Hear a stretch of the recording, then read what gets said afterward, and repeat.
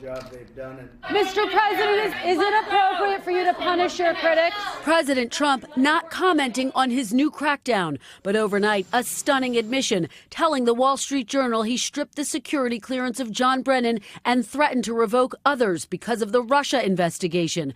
I call it the rigged witch hunt. It is a sham, and these people led it, so I think it's something that had to be done. Brennan ramped up his own counterattacks in a blistering op-ed in the New York Times, writing, Mr. Trump's claims of no collusion are, in a word, hogwash, after telling MSNBC Wednesday, we're better than this.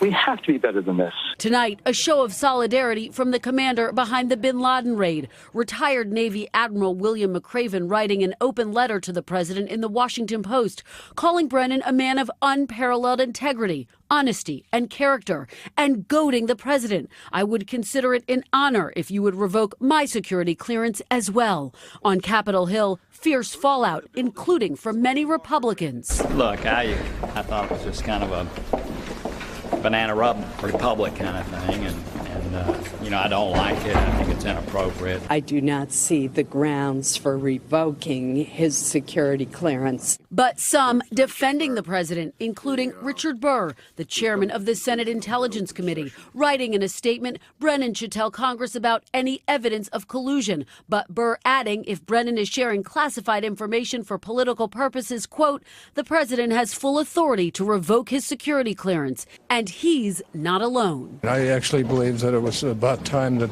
he did take away that, because Brennan has been very outspoken for a guy that was dealing in national security interests as thoroughly as he was.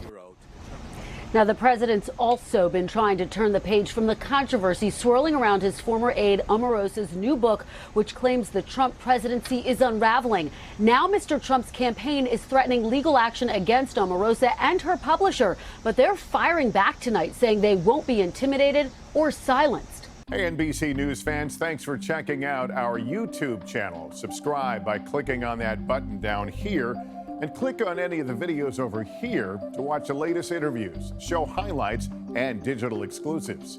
Thanks for watching.